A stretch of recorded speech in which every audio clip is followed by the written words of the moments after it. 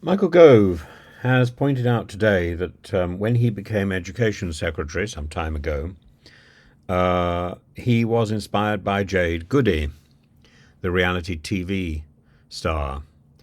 Jade Goody, who died. And she had a most extraordinary life. And I've not watched very much reality TV, or at least I hadn't watched very much reality TV until I was involved in it. And since then, I've watched a great deal. And I think Jade Goody's life is an interesting testimony, and she lived the latter part of her life and her death in full media glare. And that's sort of what one embraces. And of course, she became bigger in many ways than the shows she was on, and reality TV production has made sure that doesn't happen again.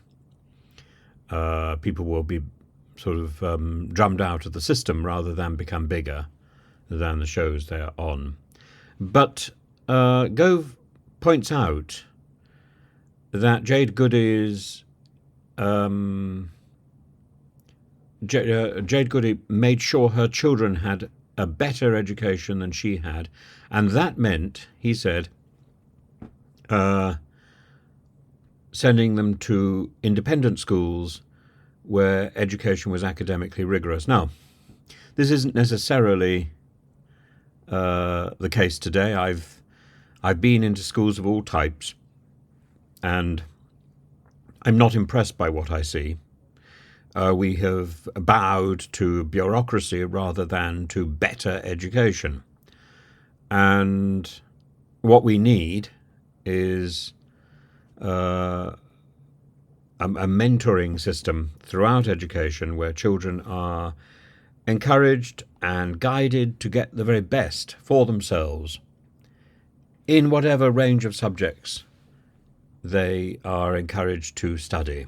And they should be encouraged to study as wide a range as possible. I don't share Rishi Sunak's love of the International Baccalaureate, even if it's renamed the British Baccalaureate. It's the same thing. I think there is value in everybody studying maths. I'm using the British expression there, maths, not the American expression, math. We do more of it. Hence the plural. No, that's a throwaway joke. Sorry, but I think I think we should have as broad an education as possible.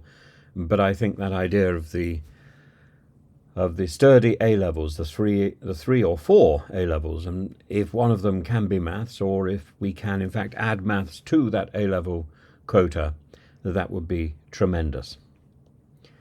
We should also add some form of literature, whether that's English literature or a European language. It doesn't really matter, but literature is a good thing. So I think if somebody is studying the three big sciences, they should also study some literature. If somebody's studying the arts, they should also study some maths. But I don't subscribe to the International Baccalaureate system because it comes with its own package, and I'm afraid the person who was promoting this was Anthony Seldon, who is his own extraordinary confection. I knew him quite well when he was headmaster at Wellington, and he always came up to me and says, are you on the staff?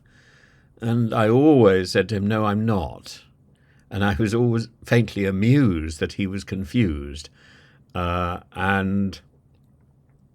But we met many times, and I enjoyed the sort of rousing speeches that he gave, but I'm not completely convinced that he was a great headmaster or head teacher, either in Wellington or in Brighton or elsewhere. And I think part of that is because of his obsession with the middle school's learning program and with the International Baccalaureate, both of which broaden the education bias to the point where it's cheapened and not done terribly well. I also think that the A levels at the moment are being dumbed down significantly because not because the A level objectives are necessarily poor, but because they are being couched in and framed in terms of a sort of super GCSE and a box ticking mentality. And we must move beyond the box ticking mentality towards genuine creative thought. So we must ensure that our children leave school with an ability to write an essay, with an ability to deal with interesting mathematics, and to have at least an understanding of science. That is the least we can expect. If we can add language to that skill set, that would be tremendous. Language is not about an ability to order a cup of coffee in another country. It's about expanding the mind so that when you pick up this cup of tea, it's not just known as a cup of tea. It's not just tea. It's chai, chashka chai, or whatever. It becomes a concept rather than a very specific English word. It becomes a concept to which we can apply different words to describe it in different languages. And suddenly we're thinking conceptually rather than in a monoglot and a sort of limited vocabulary.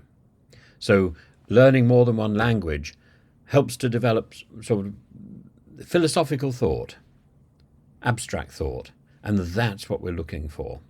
An ability to be able to think rather than simply to follow orders. And the problem with the box ticking GCSE or super GCSE A level is that we are effectively just listening to whoever has barked last.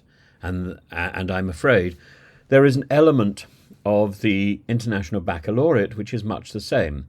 Rather than filling in boxes with information, we're filling in boxes with other people's opinions about logos and ethos and so on. And you have to use the correct language of the International Baccalaureate to score the points. And the points are very much about expressing the correct opinion, rather than expressing an opinion which is backed up by a solid argument, which is what we would like. So I agree that parents should be able to choose the best education for their children, either from the range of state schools available or from independent education if they wish to invest.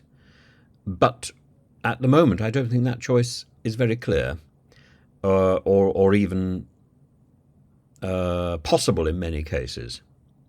What we've got is a dumbed-down education. What we need is to improve that, and we need to improve that education across the board, rather than crucifying or destroying one part of our education. That's not going to improve the other part. We need to get rid of a lot of the bureaucracy, and we need to go back to those basic principles of education.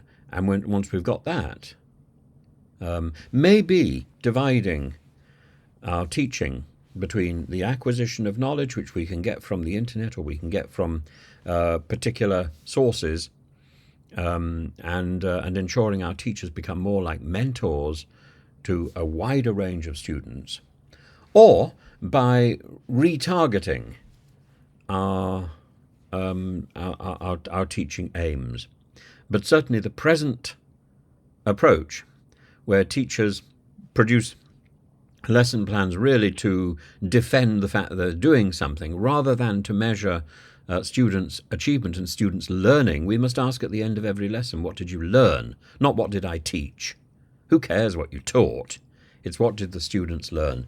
And I'm afraid a lot of the time the students don't learn very much at all, or it's so routinely filtered out through handouts that the students are bored out of their mind with the trivia of this experiential task.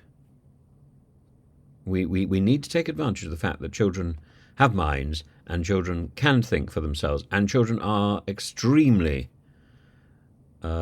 critical They have critical facilities, critical faculties, and they want to use them, and they want to use those earlier and earlier. And instead, we are slapping them down. We need to give children opportunities.